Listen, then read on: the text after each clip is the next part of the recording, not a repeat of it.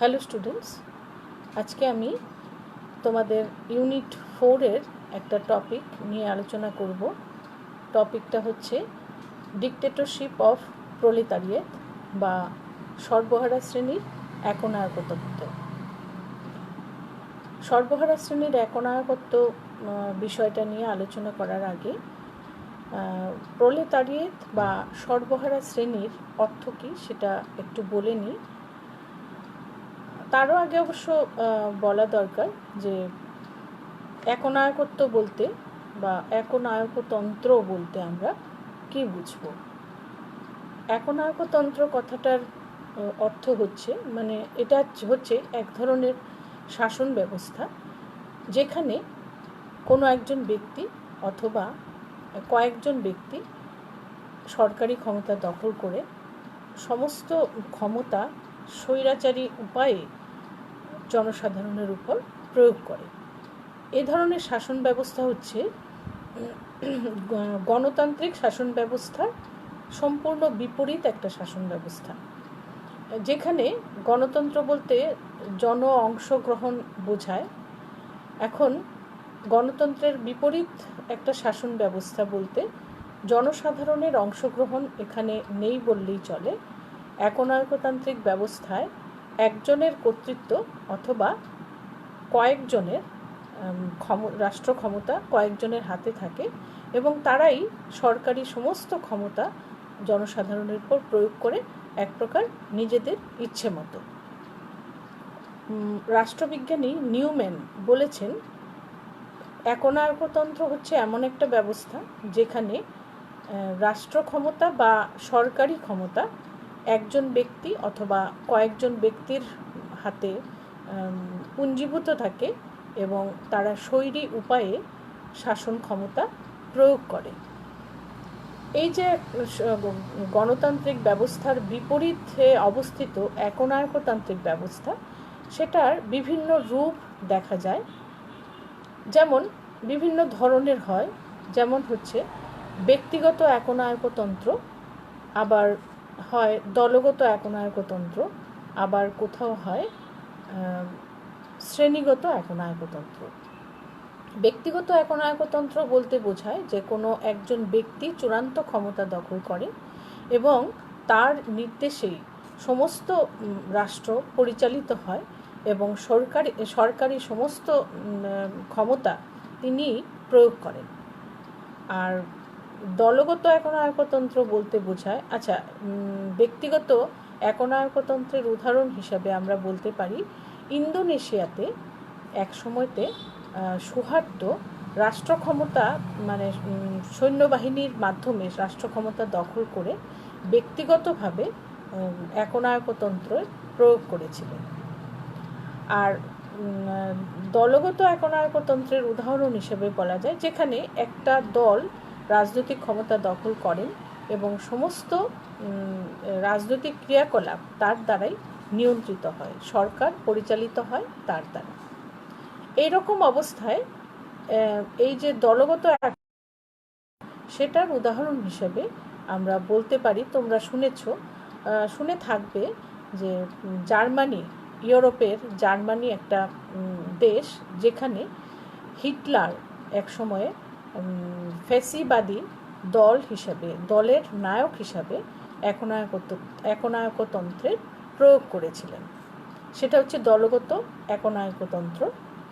আরেকটা হচ্ছে শ্রেণীগত একনায়কতন্ত্র, যেটার উদাহরণ হিসাবে আমরা বলতে পারি যে সমাজতান্ত্রিক সমাজ ব্যবস্থায় প্রোলেতারিয়েট বা সর্বহারা শ্রেণীর একনায়কতন্ত্র, যেটা আজকে আমাদের আলোচ্য বিষয়। আমাদের মূল টপিক হচ্ছে তোমাদের ইউনিট 4-এর ডিক্টেটরশিপ অফ প্রোলেতারিয়েট বা সর্বহারা শ্রেণীর একনায়কতন্ত্র। এখন আমি বলতে পারি যে প্রোলেতারিয়েট বা সর্বহারা শ্রেণী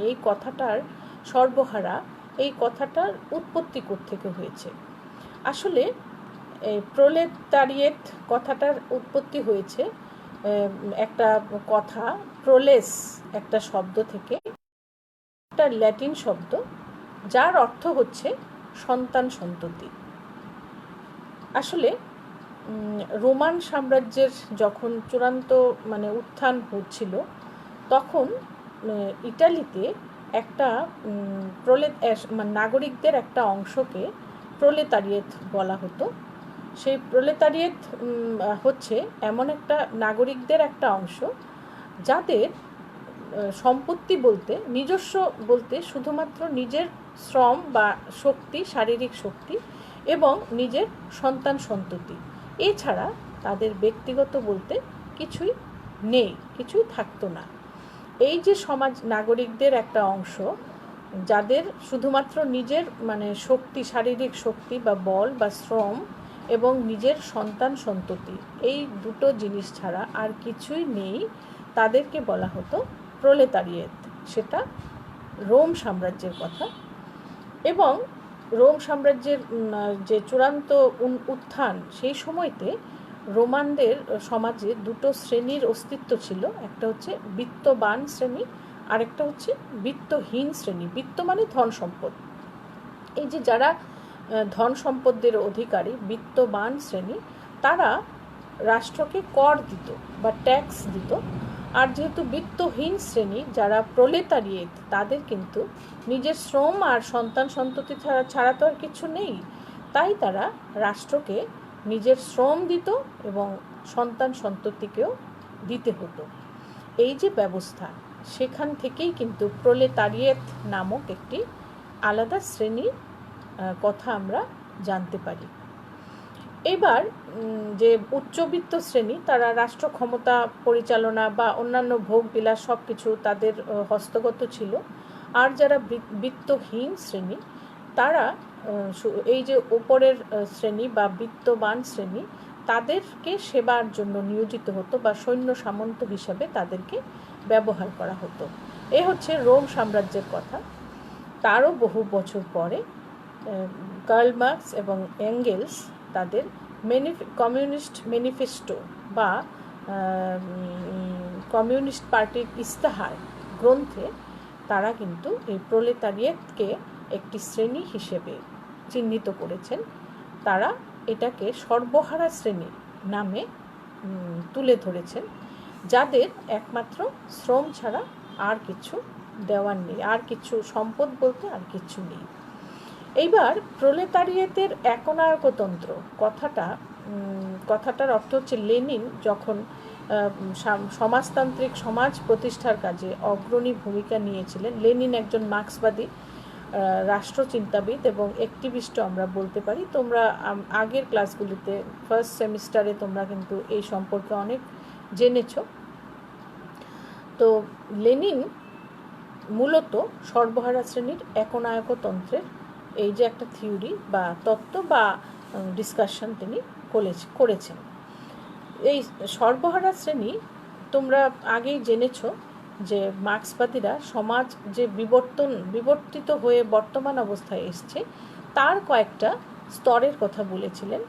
প্রথম স্তর হচ্ছে আদিম সাম্যবাদী সমাজ, যেখানে কোনো শ্রেণী বিভাগ, মানুষের মধ্যে মানুষের বৈষম্য বা শ্রেণীর উৎপত্তি হয়নি। তারপরে হচ্ছে সমাজ বিবর্তনের পথে যখন মানুষ কৃষি উৎপাদন শিখল, তখন উৎপাদনের যে উপকরণগুলো এবং উৎপাদিত জিনিসের উপর, উদ্বৃত্ত উৎপাদনের উপর কিছু মানুষ তার ক্ষমতা প্রয়োগ করলো এবং সেগুলোকে দখল করে নিল। সেই সময় থেকে ব্যক্তিগত সম্পত্তির উৎপত্তি হলো এবং ব্যক্তিগত সম্পত্তির উদ্ভবের সঙ্গে সঙ্গেই কিন্তু সম্পত্তিবান এবং সম্পত্তিহীন এরকম দুটো শ্রেণীর সৃষ্টি হলো। মার্ক্সবাদীরা এই প্রথম শ্রেণী বিভক্ত সমাজের নাম দিয়েছেন দাস সমাজ ব্যবস্থা, যেখানে যাদের সম্পত্তি রয়েছে, উৎপাদনের উপকরণগুলো যে প্রিমিটিভ স্তরেই ছিল উৎপাদনের উপকরণগুলো, কিন্তু তথাপি সেই উপকরণগুলো এবং উৎপাদিত জিনিস, এই দুটোর উপরেই একটা সমাজের একটা অংশের মানুষ যেহেতু নিজেদের দখলে নিয়ে এসেছিল, সেটা ব্যক্তিগত সম্পত্তি হিসেবেই প্রথম চিহ্নিত হয়েছিল। সেই ব্যক্তিগত সম্পত্তি যাদের হাতে আছে তারা হচ্ছে মালিক, আর যাদের হাতে নেই তারা হচ্ছে মালিকানাহীন শ্রেণী। এবং যেহেতু সম্পত্তির মালিকানা নেই, সেজন্য তারা ওই যে উৎপাদিত জিনিসগুলির মানে কিছুটা ভোগ করার জন্য ও মালিকদের কাছে নিজেদের শ্রম দিতে বাধ্য হতো এবং বাধ্য করা হলো, এবং সেভাবেই তারা একটা সময়তে কৃতদাসে পরিণত হলো মালিক শ্রেণীর। এইভাবে সমাজে দুটো শ্রেণী বিভাগ সৃষ্টি হয়েছিল ব্যক্তিগত সম্পত্তির উদ্ভবের পরিপ্রেক্ষিতে। তো এই সমাজটা হচ্ছে দাস সমাজ ব্যবস্থা। এবং তারপরে মার্ক্সবাদীদের আরেকটা থিওরি আছে বিপ্লব তত্ত্ব, সেটা তোমরা পড়েছো, এটা এখন আলোচনা করব না, সেটা যেহেতু তোমাদের জানাই আছে। সেই বিপ্লবের মাধ্যমে নতুন একটা সমাজ ব্যবস্থা তৈরি হলো, সেটা হচ্ছে সামন্ততান্ত্রিক সমাজ ব্যবস্থা, যেখানেও কিন্তু সমাজের দুটো শ্রেণী ছিল, একটা হচ্ছে ভূমিদাস আর একটা হচ্ছে সামন্ত প্রভু। এরপরে আবার বিপ্লবের পরিপ্রেক্ষিতে, শ্রেণী সংগ্রামের পরিপ্রেক্ষিতে আরেকটা সমাজ ব্যবস্থায় উন্নীত হলো মানুষ, সেটা হচ্ছে পুঁজিবাদী সমাজ ব্যবস্থা। সেই সমাজ ব্যবস্থায় কিন্তু দুটো শ্রেণী ছিল, একটা হচ্ছে শ্রমিক শ্রেণী, মালিক শ্রেণী। এই যে শ্রমিক শ্রেণী, তারাই কিন্তু তাদেরকে বোঝানোর জন্যই মার্ক্সবাদীরা প্রোলেতারিয়েট বা সর্বহারা শ্রেণীর কথা বলেছেন। তাদেরকে বোঝানোর জন্যই শ্রমিক শ্রেণী, সর্বহারা শ্রেণী এবং প্রোলেতারিয়েট, এই তিনটা টার্ম বা শব্দকে মার্ক্সবাদীরা, মার্ক্স এবং এঙ্গেলস তাদের যে ম্যানিফেস্টো অফ কমিউনিস্ট পার্টি, এতে কিন্তু প্রায় সমার্থক শব্দ হিসেবে ব্যবহার করেছেন। প্রায় অর্থগুলো একইভাবে তারা ধরে নিয়েছেন। এটা হচ্ছে সর্বহারা শ্রেণী বা শ্রমিক শ্রেণী, যাদের শ্রম ছাড়া আর কিছু সম্পদ বলতে কিছু নেই। এই যে প্রোলেতারিয়েট শ্রেণী, তারা যখন বিপ্লবের মাধ্যমে একটা পুঁজিবাদী শাসন ব্যবস্থার বিরুদ্ধে সংগ্রামে লিপ্ত হলো এবং বিপ্লবের মাধ্যমে পুঁজিপতি শ্রেণীকে উৎখাত করে রাষ্ট্র ক্ষমতা দখল করলো, তখন কিন্তু সেই সমাজ ব্যবস্থা, সেই যে অবস্থা, সেটাকে মার্ক্সবাদীরা বা লেনিন বলেছেন প্রোলেতারিয়েটের একনায়কত্ব। একনায়কত্ব মানে একটা শ্রেণীর রাষ্ট্র ক্ষমতা দখলের মাধ্যমে সেই শ্রেণীর দ্বারা রাষ্ট্র ক্ষমতা পরিচালনা করা, রাষ্ট্র ব্যবস্থা পরিচালনা করা। তো এই যে রাষ্ট্র ব্যবস্থা একনায়কত্ব, কিন্তু সেখানে অন্য কারোর অস্তিত্ব, অন্য কোনো বিরোধী মত, বিরোধী মতাবলম্বী এইসব স্বীকার করা হয় না, তাদের অস্তিত্বকে স্বীকার করা হয় না। সেখানে একটাই, হয় ব্যক্তি, নয় তো একটা গোষ্ঠী, নয় একটা শ্রেণী রাষ্ট্র ক্ষমতা প্রয়োগ করে। তো যখন পুঁজিবাদী সমাজ ব্যবস্থার বিরুদ্ধে সর্বহারা বা শ্রমিক শ্রেণী সংগ্রাম করে তাদেরকে পরাজিত করে রাষ্ট্র ক্ষমতা দখল করলো, তখন কিন্তু সর্বহারা শ্রেণী বা প্রোলেতারিয়েট শ্রেণীর একনায়কত্ব প্রতিষ্ঠিত হয়। মার্ক্সবাদীরা, তোমাদের ক্লাসের সৌভিক এখন লাইভে নেই, তবুও ও বলেছিল যে সমাজতান্ত্রিক সমাজ ব্যবস্থা এবং সাম্যবাদের মধ্যে তফাৎ কী, সাম্যবাদী সমাজ ব্যবস্থার মধ্যে তফাৎ কী, সেটা একটু বুঝিয়ে বলার জন্য আমি এই আলোচনা প্রসঙ্গেই এটা মানে বলে ফেলব। এটাও প্রাসঙ্গিক আলোচনায় এসে যাবে।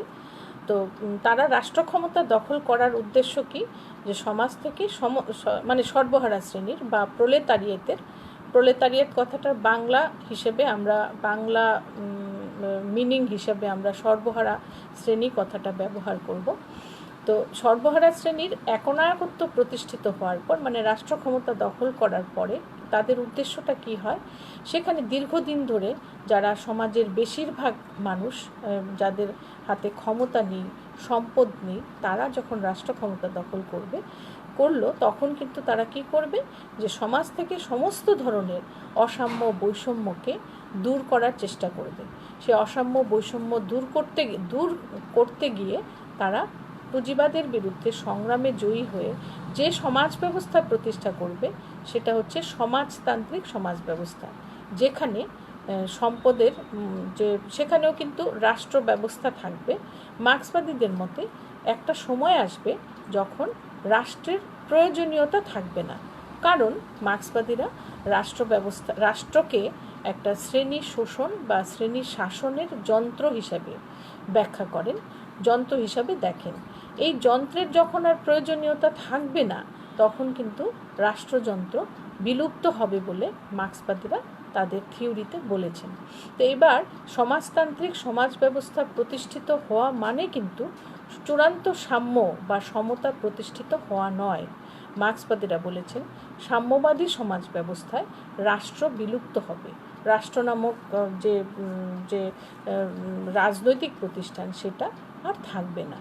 কিন্তু সমাজতান্ত্রিক সমাজ ব্যবস্থায় কিন্তু রাষ্ট্রের অস্তিত্ব থাকবে। এই রাষ্ট্র ক্ষমতা প্রয়োগ করবে কে? সর্বহারার একনায়কত্ব, সর্বহারা শ্রেণী রাষ্ট্র ক্ষমতা দখল করে সেটাকে প্রয়োগ করবে শ্রেণী শাসন এবং শ্রেণী শোষণ থেকে সমাজের বেশিরভাগ মানুষকে মুক্ত করার জন্য।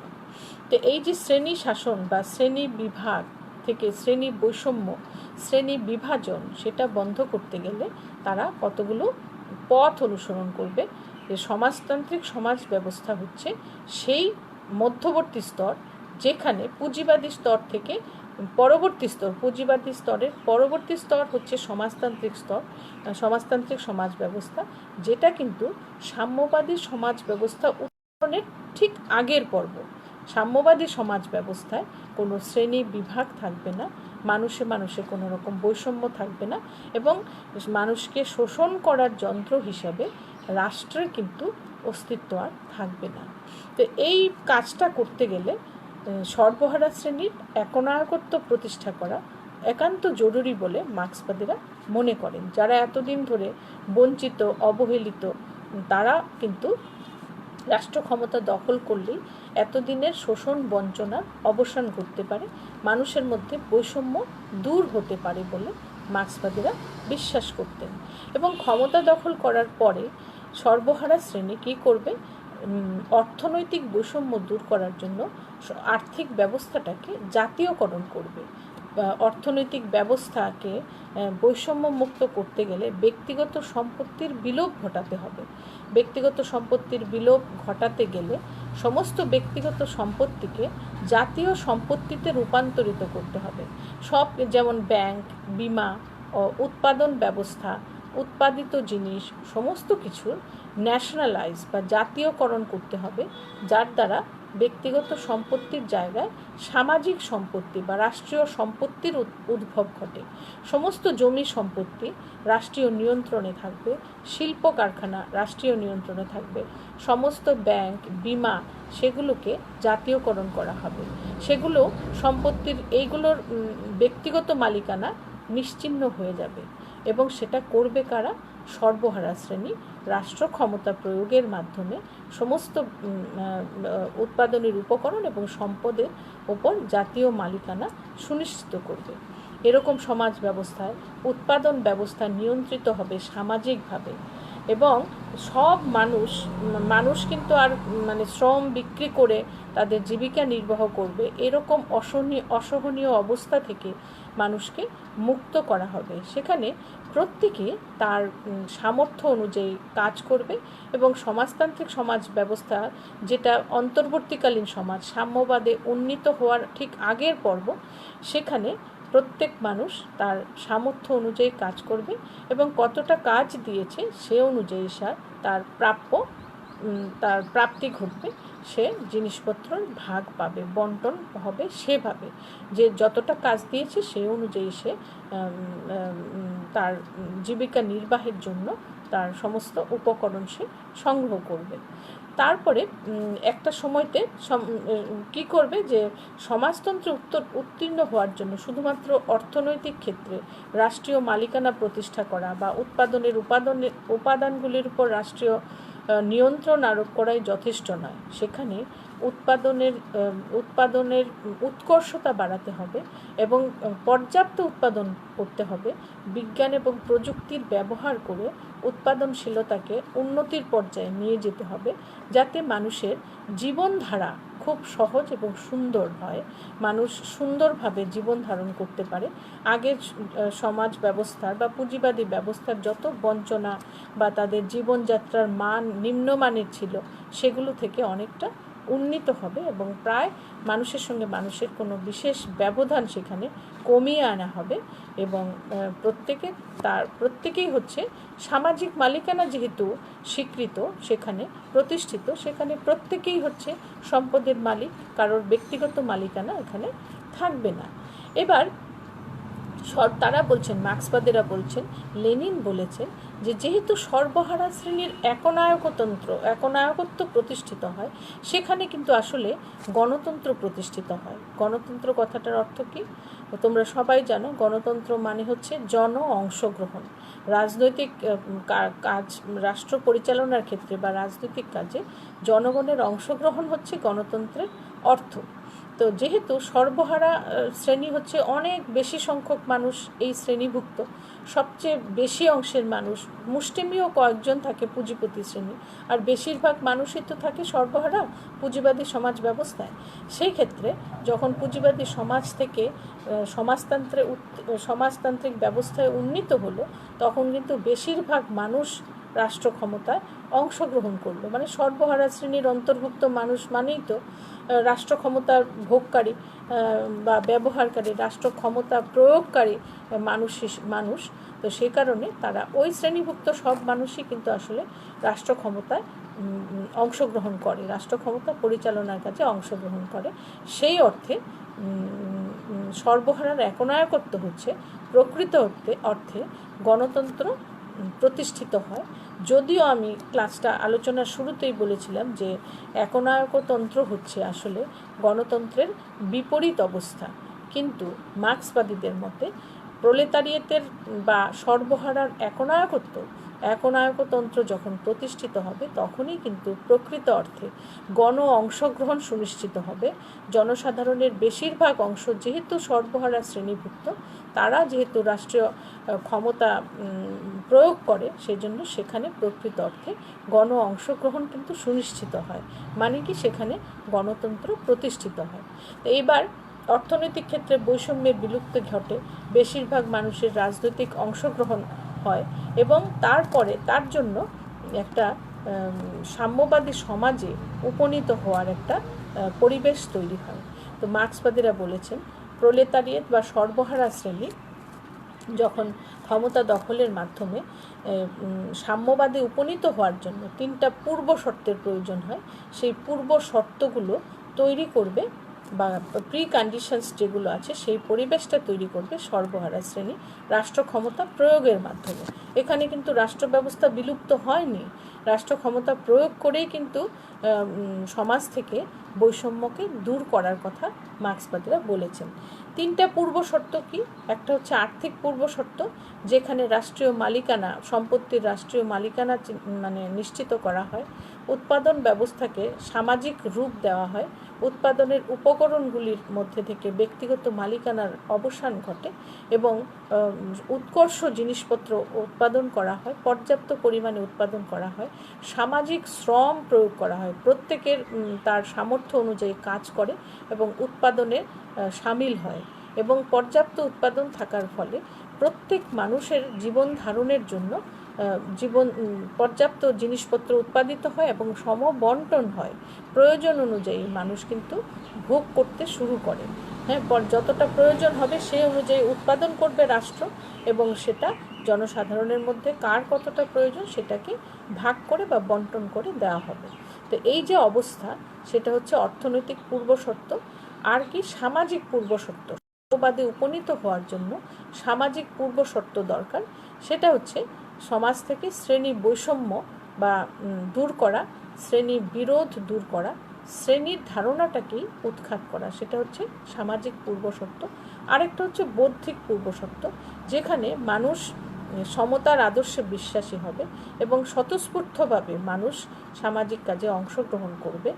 শিল্প, সাহিত্য, সংস্কৃতি সেগুলোও ওই ধরনের মানসিকতার দ্বারাই পরিচালিত হবে এবং মানুষ কি করবে যে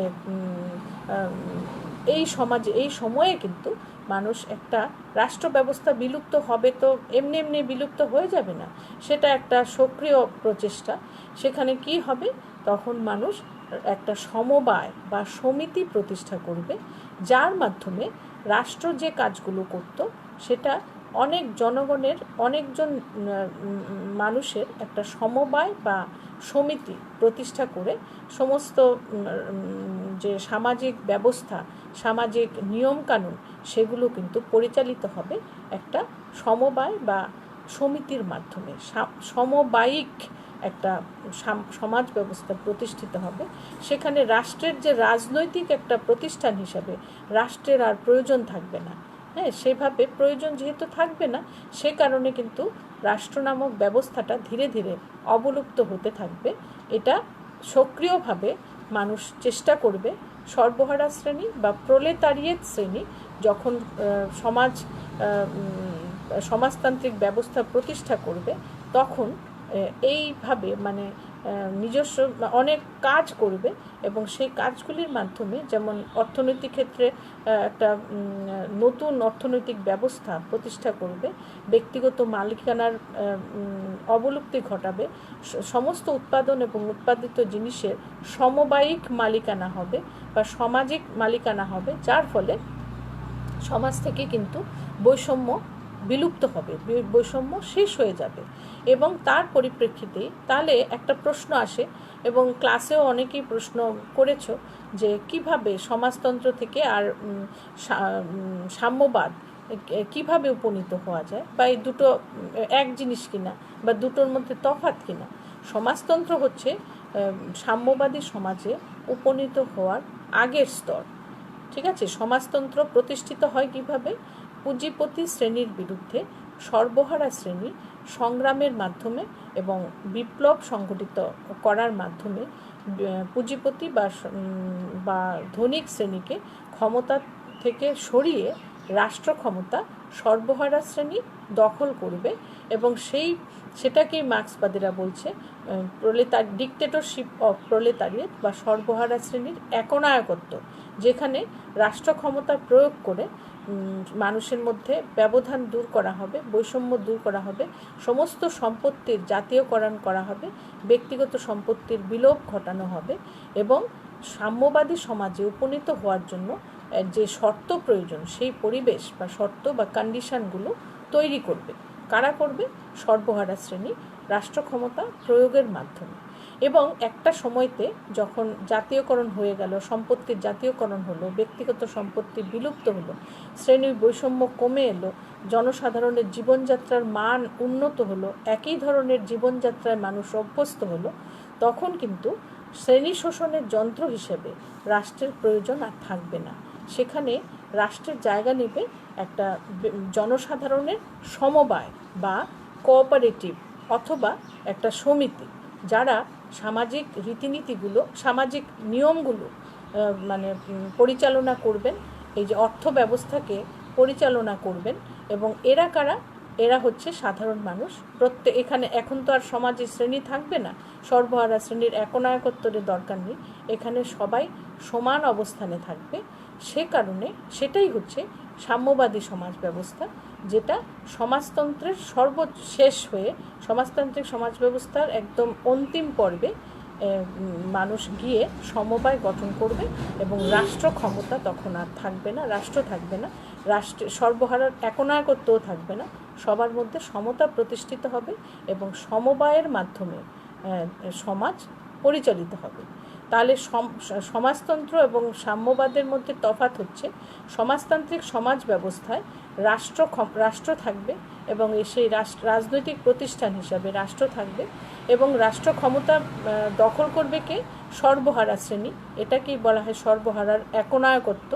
এবং সর্বহারা শ্রেণী একনায়কত্ব প্রতিষ্ঠার মাধ্যমে সমাজ থেকে সমস্ত ধরনের বৈষম্য দূর করবে, সম্পত্তির ব্যক্তিগত মালিকানা প্রথা বিলোপ ঘটাবে এবং তখন রাষ্ট্রের আর প্রয়োজন পড়বে না এবং সেই সমাজ ব্যবস্থা থেকে আরেকটু উন্নত স্তরে সমাজ উন্নীত হবে, সেটা হবে সাম্যবাদী সমাজ। সেখানে সমবায়ের মাধ্যমে বা কোঅপারেটিভের মাধ্যমে বা সমিতির মাধ্যমে সমাজ ব্যবস্থা পরিচালিত হবে। সেখানে আর সেটাকে রাষ্ট্র ব্যবস্থা না বলে সমাজ ব্যবস্থাই বলেছেন মার্ক্সবাদী তাত্ত্বিকরা। এই হচ্ছে তোমাদের ডিকটেটরশিপ অফ প্রলেতারিয়েট। তোমরা খুব কম সংখ্যক লাইভে এসছো, তাও আমি এখন যে রেকর্ডেড হয়ে যাচ্ছে সেই রেকর্ডেড ভিডিওটা আমি এক্ষুনি আপলোড করে দেব। তোমরা যারা পরে এসছো তোমরা এটা দেখে নিও আর নিজের সময় মতো এটা দেখে নিতে পারবে। আর যদি কোনো প্রশ্ন থাকে তোমরা হোয়াটসঅ্যাপ গ্রুপে বা আমার ব্যক্তিগত হোয়াটসঅ্যাপে তোমরা প্রশ্নটা রাখবে। হ্যাঁ, আমি দেখতে পাচ্ছি জয়দীপ, তুমি বলছো যে বাস্তবে কি এই নীতি সফল হয়েছে? হ্যাঁ, এটা একটা দারুণ প্রশ্ন। মার্ক্সবাদীরা যে সাম্যবাদী সমাজ ব্যবস্থার কথা থিওরি দিয়েছেন বা যেটা তারা বিশ্বাস করতেন, সমাজতন্ত্র প্রতিষ্ঠিত হয়েছে। তোমরা জানো সোভিয়েত রাশিয়াতে প্রথম সমাজতান্ত্রিক সমাজ ব্যবস্থা প্রতিষ্ঠিত হয়েছিল, যেটাতে নেতৃত্ব দিয়েছিলেন লেনিন স্বয়ং। এবং তারপরে পৃথিবীর আরও কয়েকটা অনেকগুলো রাষ্ট্রে কিন্তু সমাজতান্ত্রিক সমাজ ব্যবস্থা প্রতিষ্ঠিত হয়েছিল। কিন্তু আলটিমেটলি রাষ্ট্র ব্যবস্থা কিন্তু বিলুপ্ত হয়নি। রাষ্ট্র ব্যবস্থার এখনও আমরা দেখছি যে বাস্তবে অনেকগুলো দেশ আছে যেখানে সমাজতন্ত্র প্রতিষ্ঠিত, কিন্তু রাষ্ট্রের বিলুপ্তি হয়নি। আসলে সাম্যবাদী সমাজ ব্যবস্থায় তো উন্নীত হতে পারেনি। আলটিমেট সাম্যবাদ মানে সম্পূর্ণ শ্রেণীর স্বার্থ থাকবে না, শ্রেণী বৈষম্যের সম্পূর্ণ বিলুপ্তি ঘটবে, এই কথাটা কিন্তু বাস্তবে মানে এখনো হয়নি। সে কারণে বাস্তবে যেহেতু সাম্যবাদ প্রতিষ্ঠিত হয়নি, চূড়ান্ত অর্থে ইকুয়ালিটি প্রতিষ্ঠিত হয়নি, সে কারণে রাষ্ট্র নামক যন্ত্রের প্রয়োজন তো এখনও রয়েই গেছে এবং তার ফলে রাষ্ট্র ব্যবস্থা কিন্তু বিলুপ্ত হয়নি। এই কারণে অনেক মার্ক্সবাদ বিরোধী রাষ্ট্রবিজ্ঞানীরা বলেন যে এই ধারণাটা আসলে বাস্তবসম্মত নয়। কিন্তু সমাজতান্ত্রিক সমাজ ব্যবস্থা পর্যন্ত কিন্তু এই থিওরিটার বাস্তব প্রয়োগ হয়েছে, কিন্তু সাম্যবাদে উপনীত হয়নি বলে রাষ্ট্র ব্যবস্থা পৃথিবীর কোনো রাষ্ট্রে কিন্তু কোনো দেশে রাষ্ট্র ব্যবস্থা বিলুপ্ত হয়নি। আমি এখন শেষ করছি। তোমাদের আরও যদি প্রশ্ন থাকে আমাকে হোয়াটসঅ্যাপে করবে। পরবর্তী ক্লাসে হয়তো লাইভ ক্লাসে হয়তো আমি ওই বিষয়টা নিয়ে একটু আলোচনাও করতে পারি, আর মেসেজ দিয়েও কিন্তু তোমাদের প্রশ্নের উত্তর দিতে পারি। Thank you all.